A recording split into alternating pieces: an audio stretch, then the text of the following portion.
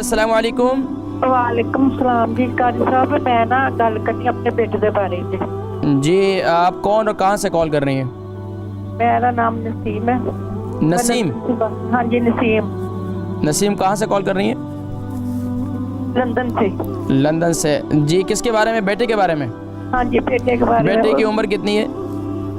28 साल। और वज़न कितना है? वजन का तो मैंने नहीं पता। अच्छा अच्छा जी उन्होंने ना 10-12 साल हो गए। खांसी खांसी नहीं होती जाती है। रिसीवर को थोड़ा मुंह से दूर करें ना, आपकी आवाज़ ख़राब हो रही है। 10-12 साल से खांसी है? खांसी आती 10-12 साल हो गई। खांसी खुश्क है या बलगमी है? नहीं सुक्की है जी। खुश्क खांसी है, ठीक है। हाँ जी। अच्छा तो अभी 10-12 साल से खांसी है? हाँ। तो रात में ज़्यादा होती है, दिन में ज़्यादा होती है? दिने भी मतलब काफी होंगी है, रात में भी सुते पैन शुरू हो जाती है। दिने तो हटती नहीं ना। चले मैं जिक्र करता हूँ। इनको शुगर तो नहीं है?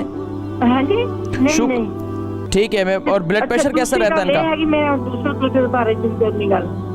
ठीक है, बहुत शुक्रिया कॉल करने का, जज़ाकुमुल्लाह खैर। बहन नसीम है लंदन से, इनके बेटे के बारे में कह रही थी। 28 साल उसकी उम्र है और इसका वज़न का पता नहीं। 10-12 साल से इसको खुश्क खांसी है और बहुत ज़्यादा परेशानी है। देखिए बिल्कुल परेशान होने की ज़रूरत नहीं है। खुश्क खांसी का बेहतरीन इलाज, सबसे सादा इलाज वो ये है कि आप क्या करें, इनको आपने अगर ये चाय पीते हैं, अगर ये दूध पीते हैं तो उसके अंदर आप 1 चम्मच जैतून का तेल डालकर उनको पिलाना शुरू कर दें, इनकी खांसी ख़त्म। दूसरा काम ये करें कि आप सुबह और शाम 2 टाइम आप इनको कलौंजी का तेल 1 चम्मच, ये सांस के मरीज़ों के लिए, गले के जिनके गले ख़राब रहते हैं, जिनको थायराइड है, ये सब के लिए ये नुस्खा बहुत मुफीद है।